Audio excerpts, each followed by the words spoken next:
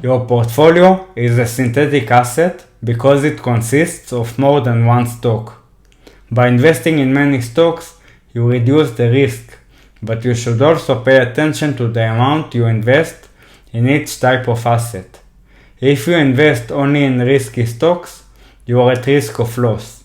If you invest only in safe stocks, you will not generate much cash. Your goal is to preserve your capital while receiving a decent amount of cash every month. In this section, I will show you how to achieve this goal. In addition, I will show you how to maintain your transaction history and how to track your passive income, which is why you are watching this course.